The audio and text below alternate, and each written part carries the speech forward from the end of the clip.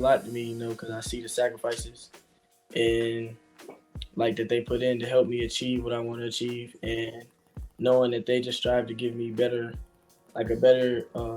early life than they may have had, and just provide for me and what I need. Offense, I try to be more relaxed. If at quarterback, if times get out of control, on defense, I can be a little more free and kind of just do what I do because that's my main position. So I know to trust my technique and do all that, which I got to do on offense. But I would say I turn into like a different animal on the defensive side of the ball rather than on the offensive side of the ball.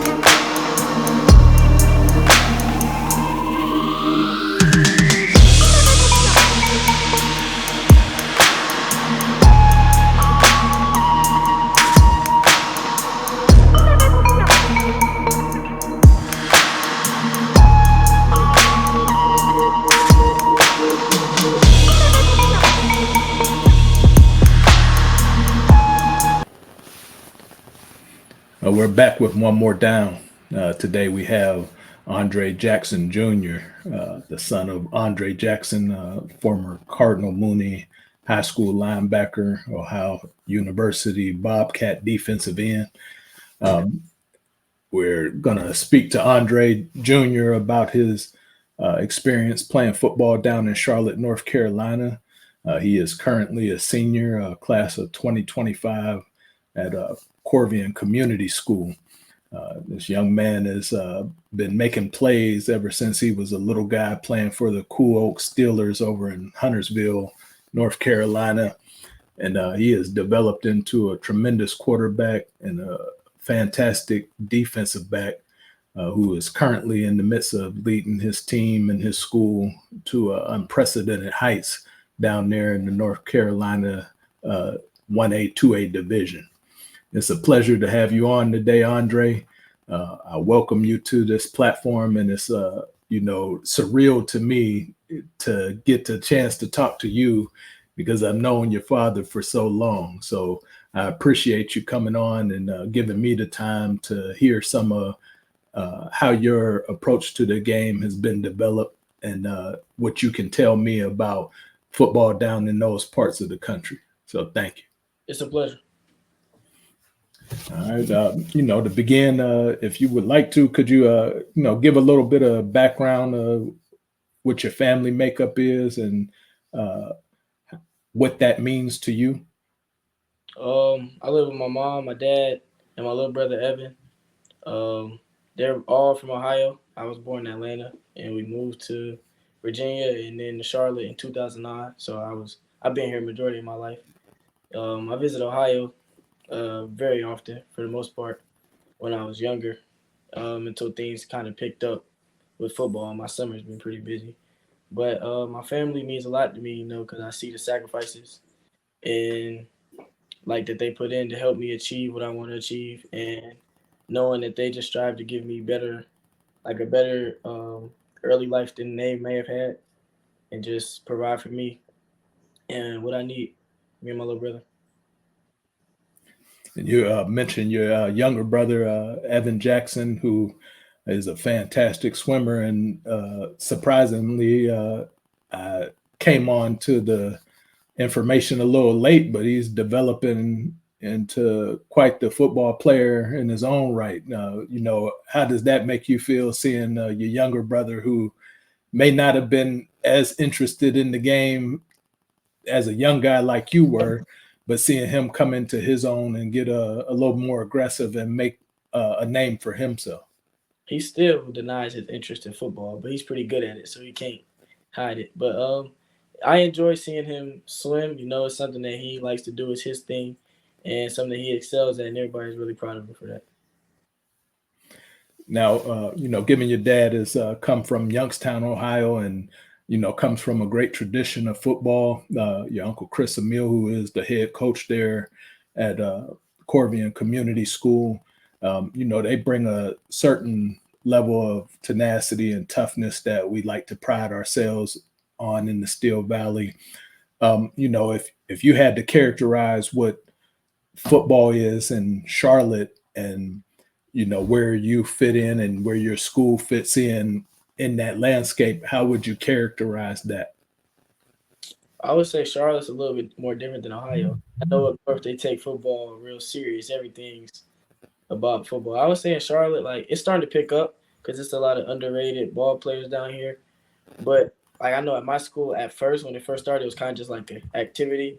Now, as the success comes and more and more people are getting into the school and doing big things, it's changing. The culture's changing definitely into like more realizing how serious the game of football is.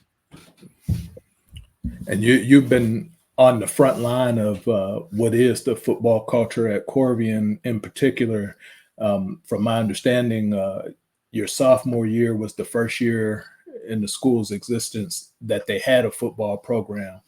Um, what was that like for you? Being a 10th grader, being on a team where there's no history in front of you, and you're the individuals that are there creating that history and setting the standard for what that school is going to be about in regards to football.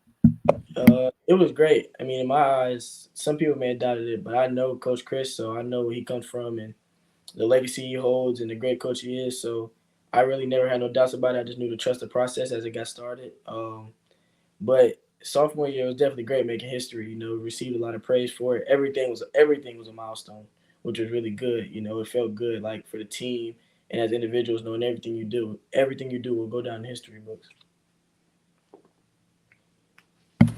So that first year, you guys, put up a record of 5-4, and in most people's eyes and the casual fans' eyes, 5-4 may seem average or just slightly above average, but when you're putting together a team for the first time and not knowing, what it's going to turn out to be, what were some of the challenges from that season for you individually, just acclimating to that high school level? Individually, I would just say is like not having the experience others had, like in the weight room or on the field, to really get acclimated to the how everyone's bigger, stronger, faster. I still feel like I did pretty well, but obviously that's a big part. People have tons of experience in the weight room. They have 2 years ahead of me when I'm just kind of getting started. So really adjusting and learning how to play around the things that I was lacking in that time frame.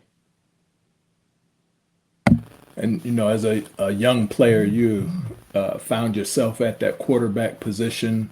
I saw you in person the year I was down there. I think that was back in 2015 or so. And one of the first games I came to, you got the ball and went around the end, took a long touchdown for the score. And I looked at you right then and saw that you had a certain level of ability that was different than a lot of kids out there. You find yourself back at that quarterback position last season, uh, to your liking, maybe not so much. What was that transition back to taking the snaps and being the guy under center like for you for 2023? It was kind of weird, and it was like kind of rushed. It was the week before the game when I got the news that I would be playing quarterback. So I kind of like I don't really like playing quarterback, but I know it's. I mean, like I don't dislike it because the ball's in my hands, so I got the chance to make a play every time.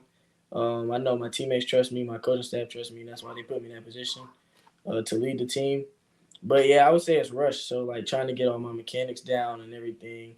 Sometimes it could get a little frantic and it just kind of goes all out the window in our freestyle. But I would definitely say it's fun being able to make a play every time because the ball touched my hands every play. As your numbers from last season scroll across the screen, you certainly had an impact on your team, and whether you liked it or not, whether that was your first choice, stepping up to the challenge the last minute and producing, that says a lot about your character and your preparation and your willingness to win. Um, 1,326 yards, 17 passing touchdowns. You added another 624 on the ground, 13 scores. That says you have the ability to make something happen, whether it be a run play, pass play. And I would imagine a lot of guys look to you to control the pulse of the team and the direction that team is going to go. You guys hit the playoffs last year and secured a victory in the first round, went out in the second round.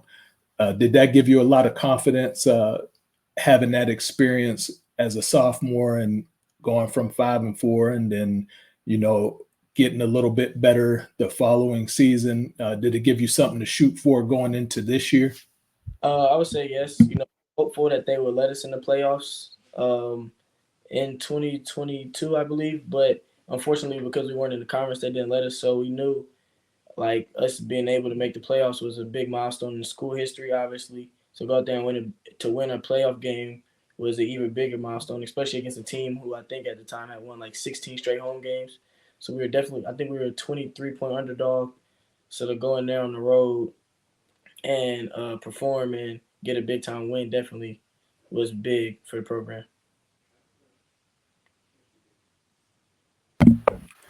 Now you play both ways. Offensively, you're a quarterback. On defense, you alternate between cornerback and safety at times. Um, what's the switch in mindset like when you have to transition from playing offense to defense? Are those two different personalities for you? Um, I would say yeah. Offense, I try to be more relaxed. If at quarterback, if I kind of am playing erratic, like I think it's erratic. I think that's the word. Things could sometimes get out of control. On defense, I could be a little more free and kind of just do what I do because that's the main, like that's my main position. So I know to trust my technique and do all that, which I got to do on offense. But I would say I turn into like a different animal on the defensive side of the ball rather than on the offensive side of the ball. And then, if you can go a little bit deeper into that mindset, as a quarterback, um, when you're running that offense, what are the things that you look for as you approach the line and get your team in position to run that play and execute and be successful? I would say I try to use my defensive knowledge to my advantage, like knowing what a like trying to read like if it's a passing play per se, try to read the secondary, the like how the corners are playing, are they on or off, the safety is it one high or too high, to know where I might be able to look on that play. I know in the run game a lot of times it's reading the backers to see what they do, but I would say I would really just use my defensive mindset to try to be a step ahead of the defense since I know what they might be to do since that's the side of the ball I study the most.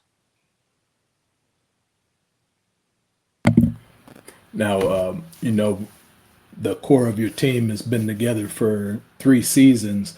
Who are some of the guys that you count on and rely on week in and week out?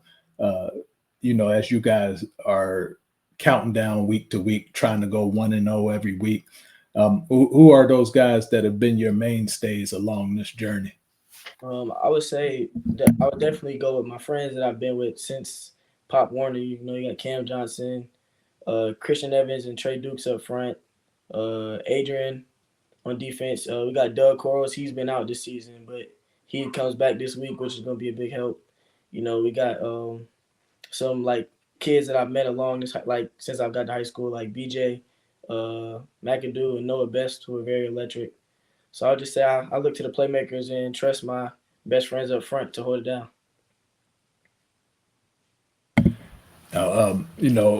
Health wise and injury wise, you had a period there where you had a arm injury at one time, but you continued to play through that. What is that about you as a person and a competitor that makes you want to continue to take on that challenge, even though you may not be 100% or have the use of all your faculties? What is that in you that drives you to keep competing and keep going forward? I would just say like the will to want to get it done. I can't go no more, and a lot of times since I've been here, I've been a leader of the team in the 10th grade. So the team kind of looks at me, and if I fold, then who knows what the team might do. But if I keep persevering and be strong, it might uplift the team and help us get to that next step. Now, is that something that you always oriented yourself to naturally, or do you feel like that was instilled in you? Um, I wouldn't really say I feel like it's kind of natural, but I feel like it's a personality trait of my dad's, just being a dog. Really doing whatever it take to win, regardless. If you can go, then always at least try to go. Um, and just never want to miss opportunity. I mean, I know at the high school level, it's like you never know when it could be your last opportunity. And for me, I know I got money to make and opportunities to earn, so I got to go out there and show what I could do if I'm capable of it. Now, for those of us that aren't in the know and in the mix of the teams that you guys face, can you tell us a little bit about the competition that's on your schedule, and what the makeup is and how those games are and your approach to preparing for those different teams that you're going to face? In our conference, we play. Um, I know this week we have Christ the King, Mount Island Charter, Community School of Davidson, Bishop McGinnis, Carver, Winston Salem Prep. Um, I don't know if I missed anybody, but it's a mix of teams. Some teams from the Charlotte area, some balanced offenses, some pass heavy, some run heavy. You got the gritty teams from Winston Salem who are always going to bring it. A lot of athletes. Our out of conference schedule, we played three bigger schools this year. Now they all ended up being blowouts because they're not the best. And 1A is kind of difficult. Being a good 1A team to schedule the at least decent to good teams, because a lot of times they feel like there's no benefit of playing us, because if they win, people look at it like, oh, it's a win against such and such, and if they lose, they feel like their reputation is tarnished. So a lot of times they don't schedule those games with us. So we play whoever step on the field with us, and we do what we're taught to do. Now, do you take that as a sign of respect or a sign of disrespect? Being in the smaller half of North Carolina football, you have the Charlotte Independence, the Mallard Creeks, schools on the high end of the division based on school size, but uh, it seems that you guys take the approach that we're just as good, we're just as capable of playing and performing as some of those schools that may have a few hundred boys in it. For you, do you guys look at that and use it as motivation, or do you just focus on the goals that are set for your program only and execute that?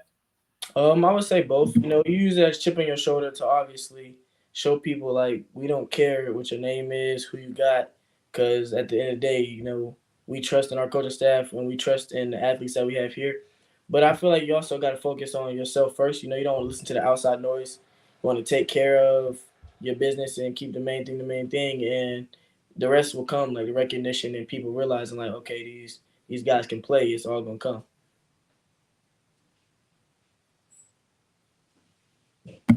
Now, this season, you guys have started off 4-0. You're 1-0 in the conference. You've put up some really good numbers, 11 touchdowns thus far, combination passing and running. And then you also have 4 interceptions in these first 4 games, 1 pick six, 2 punt return touchdowns, which is a added dimension of your game. Is that just maturing for you, better understanding of what's expected and what is needed in the offense? Or do you feel like the stats don't define or tell the story of what this team is during this 2024 campaign? Um, I would say my stats. I feel like I have pretty good stats, but I would say it doesn't define like it's not me doing anything special. Just playing the game, go along with the game plan. We got two of the best running backs in the city, in my opinion, and I firmly stand on that. Who probably both have about 8 to 10 touchdowns each on the ground and in the air so far this year. So really, just taking what the defense gives us, running our game plan, and everybody eats. On the defense side of the ball, they always say front help the back and back help the front. We got two Power Five worthy ends rushing the passer, some dogs in the middle holding it down. So I would just say everybody makes everybody else's job easier. Doing what we're taught to do and doing what we're supposed to do. Now, circling back to some of that Youngstown connection, I see in last week's game, you guys got to play some of your younger guys. One of those younger guys is Deion Ingram's son, who was a running back in Youngstown, played for Woodrow Wilson. What's it like for you being a senior and getting to see those young pups get a chance to display their talent and get their opportunity to get that taste of what Corvian football is? It's fun. I didn't know that Lil Dion's father and my dad knew each other from Youngstown, but it's definitely fun. I can see the Youngstown in him. The grit. He's gonna be a heck of a ball player. I tell him that all the time. You can see it. It's pretty natural to him. As he grows and his body develops. Definitely gonna be a young stud next up in Corvian, and it's a lot of them. Coming up. It's cool seeing like where I was, like the kids, and how it's going to be better for them considering they have that freshman year. They got a little bit more time and they have veterans to look up to, I would say. But yeah, I'm excited to see what they do in the future, and I'm definitely going to come back any chance I get to see them ball out. And expanding upon that topic, you have Christian Evans up front, son of Chris Evans. Your father and Chris Evans were teammates at Ohio University. I've had the pleasure of meeting him and seeing the type of man that he is. And obviously through your dad's and his dad's friendship, you guys have a special bond with each other. What's that like, being connected to a guy for so long and getting to experience and, the highs and the lows of this journey together throughout your playing careers? It's great. Me and Christian have literally been friends since birth. Was at the hospital when he was born, as they tell it. But just from little league to now, it's great, and I wouldn't rather experience it with nobody else rather than my best friend. Through the highs and lows, we always have each other's back. We always know somebody we can count on, somebody to hold each other accountable. We slacking off or when mentally we just not there and we need somebody to check us, let us know, like, hey, remember who you are. Like, this is what you do, to help us tap back in with ourselves. But I would say it's great. We continue to motivate each other and push each other to achieve our goals as we go along this journey together. Now, given that you guys have had a lot of experiences together and you're approaching, that last half of your senior years, what is the prospect like as you journey towards manhood? And then, you may have to come to that fork in the road where you pursue your goals and he pursues his goals. It's challenging to think about, like, being so close to somebody that y'all will go your separate ways, but it's not like, our bond is going anywhere. We're just probably going to be living in two different places for a little while until we're able to reconnect. But I'm sure we'll talk every opportunity we get. It's definitely a family down here, all me and all my brothers. So I'll say I'm not worried at all. I feel like we're definitely still going to remain very close, very tight, and always have each other's back when we need it the most.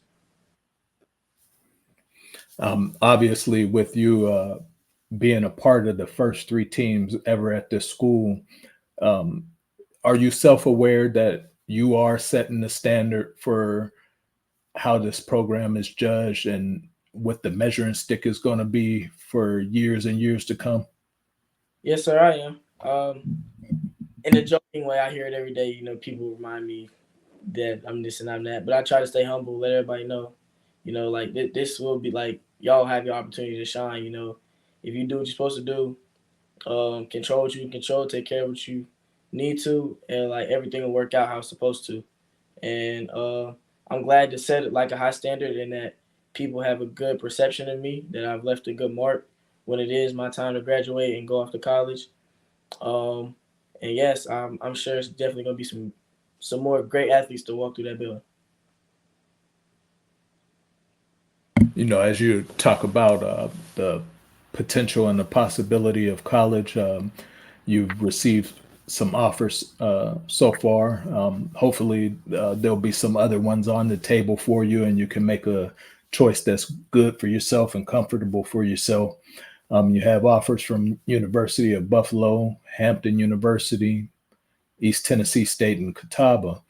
Um, what is it that you hope to get out of the experience of having that chance to go to the next level and continue your career at the collegiate level? I hope to just continue to enjoy the student athlete experience. As I go into college, I'm blessed to hopefully is everything work out how it's supposed to. Have my school paid for free, doing something I love to do. It has been a blissful journey. It gets stressful at times, but I would say I'm definitely excited to see where the next level takes me and just ball out when I get my name called at that next level. And with the change in the landscape of college football, we hear about the sensational NIL deals, and some people get caught up in the 5-star ratings and this school, that school, Power Five, non-Power Five, Division One, Two, Three, what have you. What has this recruiting journey been like for you? And what are you seeing on your experiences going to these different places, and how are you perceived at those places? Um, it's been interesting. Over time, I learned the whole like all the levels. Until just about junior year last year, I wasn't. I always knew I wanted to play college at the next level, but I wasn't really familiar with all the levels of it and everything that goes into it. I would say it's a blessing to receive the offers and interest that I have. Sometimes it got kind of frustrating, knowing I may have the talent, knowing I do everything that I can and control what I control, but just don't. I have the stuff that you like. I don't. I like the stuff you can't teach. In their eyes, like sometimes the size and height or weight, um, which I mean it will come over time, but like hearing it from some of the Power Five schools, like he's just not big enough. Like we love him, but he's just not big enough. It can get frustrating, but it just helps me like stay focused, stay locked in, and knowing that what's supposed to come and what's meant to come will come. Now, you're not just a one-dimensional guy. You excel in the classroom. You're a social kid who has a lot of friends, a lot of people that gravitate towards you. You've played baseball in your youth. You've always been on the basketball court, always being a leader and out front and competing. Last year, your basketball team goes 27-4 and makes an appearance in the state finals game. Can you take me through, some of your affinity and your love for the game of basketball, and tell me a little bit about how that journey to the state title game translates over to the football field for you as you go into this second half of your senior football season? Basketball's always been fun. Uh, it's always been definitely something that's fun. Game a lot of people play, so I obviously got into it at a young age, and I happen to be pretty good at it. For the longest, I worked at it until I kind of seen all the politics involved in the game of basketball and kind of started to really like it in football. But I definitely kept the game of basketball because it was fun. I was good at it. My school team, I had a lot of friends on the team, and we happen to have a pretty good basketball team. Got a good basketball coach in, um, and um, the state championship run was interesting. At the beginning of the year, I didn't like not that I didn't expect that, but I didn't know we were fully capable of that. We our best player was a freshman last year, Ricky Moore, who is an exceptional basketball player. My friend Malachi McCutcheon, an exceptional basketball player, and we kind of just continued to bond and gel as the season went on. And then before you know it, we look up and we're in the Elite Eight, and it's kind of like, oh snap, we really got a chance. And then we go into the Final Four playing at Wake Forest, and it's like, I mean, we came too far to lose now. So then next thing you know, we're playing in the state championship game, which is something every high school kid dreams of, regardless of the sport, regardless if you get minutes in that game, just being in the atmosphere, and to say you played in the state championship is something every high school athlete dreams of. But I would say losing that game was hard, especially being a competitor I am. I'm a sore loser. It was a hard pill to swallow, especially the way the game ended. But I mean, in the moment, the first thing I can think of is I'll be back next year, and on the football and basketball court, I definitely have been saying since last year that I want to win back to back, one in football and one in basketball. So that's the goal. Now, how does the success in basketball, reaching those heights, the start that you've had in football, how does that bleed over into the school culture and the excitement around that campus? I would say it's good. With the basketball run, I would say you definitely start to see people really get into the sports aspect of the school. People start to gravitate towards it, show their support. You got fans traveling all the way to Wake Forest, which is about an hour and a half, 2 hours from our school, just to root us on. And as in year three of the football program, you start to see better numbers at the games. You got college coaches coming into the school with Coach Chris working his magic. Reporters trying to get the inside scoop on who is Corvian football, because not a lot of people know about it. And starting to wake the city up with the phenomenal athletes we got in here. But I mean, we just been putting up big numbers over the start of the season, and a lot of people. It's a small school, so a lot of people are aware of what's going on. A lot of people know each other, so just supporting your friends and the people in your school, hoping to see your school do great things. I feel like it's very big for the school and its future. When us seniors do go on, we have a lot of seniors, but just getting the notoriety of the school, having more and more people fluctuate in, and just continue to build a legacy in the program. Now, the thing that I think is most impressive about you is for all the activity that you have, those long nights, countless hours, honing your craft in multiple sports. You maintain a fantastic GPA, carrying a 3.7 GPA. Why is academics so important to you, and what do you hope to do as a career after your playing days wrap up? Academics is big. My mom works in academics, so I've always made sure to stay on top of that. But I would say I pick things up pretty easy. So up to high school, school has always been pretty easy. High school things get a little bit more challenging, but just making sure I stay on top of things, because as I did get into the recruiting world, I realized you can't go anywhere without your grades. So that's the start of it all, and just getting done what I need to get done. I mean, doing an assignment is better than getting a zero. So at the end of the day, just always doing what I need to do and trying my best. I feel like if you at least try your best, and I mean, school is not that hard. People sometimes make it hard. If you at least do something, you'll get rewarded a little bit back, just for teachers acknowledging the fact that you actually are trying. So just doing what I need to do. School is a priority, obviously, student athlete, and school is the start of everything.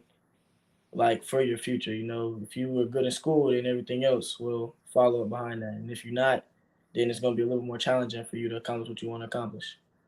Um, it was either last year or 2 years ago, we took a visit to Kentucky with Coach Chris, and that's when I realized I wanted to be a recruiting director. I felt like it'd be pretty cool, like just knowing I'm helping give kids the opportunity that I work and I dream to accomplish. I feel like that's a pretty cool job, and it's still in the sports world, which is something I'm very interested in. Can you give some insight into the men that make up the coaching staff there at Corvian, and what do they impart into you, and how do you take that direction from those coaches and applying it to the athletic arena as well as outside of the athletic arena? We have our head coach, Coach Chris Emile, who comes from Youngstown. Obviously, had a legacy in Youngstown.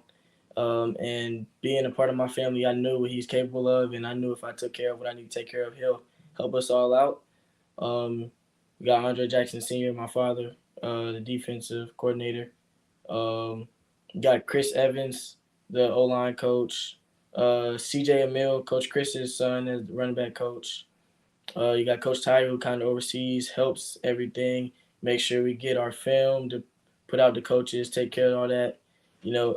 Coach Dukes, James Dukes, who helps, just always gives insight, good motivator, helps people stay on track. Got Coach Peavy, who's linebacker coach, and Coach Jamil, who's a defensive line coach. You got a lot of college experience in that group, so you can trust them. They know what they're talking about. They've played at the level that we strive to get at. You also got Coach Derek, the wide receiver coach.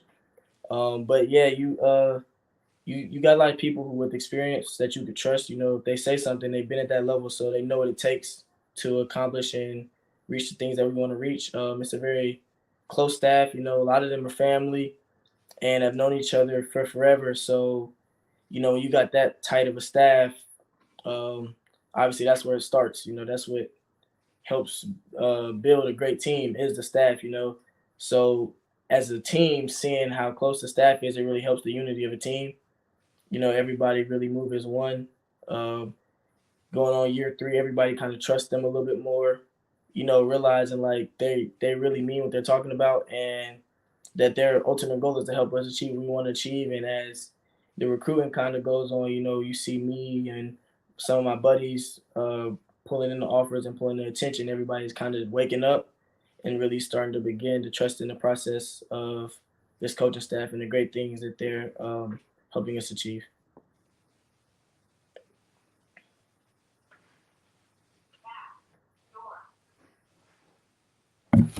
Now, obviously, sitting at the midway point of the season, the theme of our platform is one more down. For you, hopefully, you have a whole bunch of more downs in your future.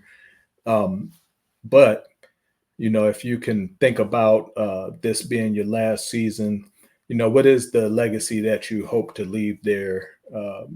Number one, from a team and program standpoint, and then if you can wrap that up with your ideas of what you would like to be left behind and said about you as a player and a competitor for future generations there. As a team in the program, I just hope to, for myself to go out on a high note, make a deep run in the state playoffs and, ultimately win that state championship with my brothers, this last go around. I appreciate everybody on the team. They always support me. Nobody loves me and supports me like they do. They help push me. As the leader, sometimes you always need that push, and just seeing how a lot of guys gravitate towards me really helps. Knowing I gotta stay strong for my brothers. I would say, for me to be remembered, I want to be remembered as just a great student athlete. Somebody who really shows the student and the athlete and emphasizes both of those. Does what he needs to do in the school, in the classroom, outside of school, off the field, just being a great character, helping others, getting done what needs to be done, never in no drama or no mess. Just an overall great person, and on the football field, just somebody who does whatever needed to win. A great competitor, a ball player. Somebody you can look up to and be like, he was just a great overall athlete. I want to leave like a name to where people feel like they could always come back to me for help. As I go on, some of these younger cats might look at me as a role model, and I don't even know it. So just making sure they know, like, when I'm gone, I'm still here for them if they ever need anything or any advice as they go through the journey that I had previously went through. But yeah, I just want my name to be remembered in the best way possible and as an overall good person, on and off the field. You giving that take. It's impressive to see how you've continued to maintain, find ways to get better, and then your summary of what you would like to have remembered about yourself is it's not a selfish answer. It's always team oriented, high level, high goals, high character. And if you continue to maintain that attitude, you continue to keep that work ethic that you've displayed up to this point, I'm sure you're going to have a lot of good days and a lot of good things come to you. You've learned to navigate adversity already at such a young age, and you keep showing up to come back and get a little bit more. And that's the hallmark of a person who's been well raised and is in a secure environment. So I appreciate hearing your take on that, and it's refreshing because a lot of times young guys don't get enough credit for the sacrifice that they make in pursuing this game. You have to separate yourself and be in a different mindset, accomplish at a different level than someone who may just only have the one-dimensional side of focusing on just being a student or just trying to pursue athletic pursuits. So that balance and the evidence in your play, your numbers are fantastic. The constant improvement season to season, and then you've already been at the peak of success and had a taste of what it's like to be the king of the mountain. So hopefully, for the rest of 2024 and the rest of 2025, you'll continue to build upon that foundation that you've already laid thus far.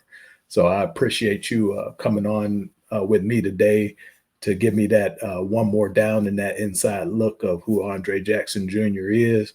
And I'll be following, and I wish you much success as you continue this pursuit to be great. Yes, sir. Thank you.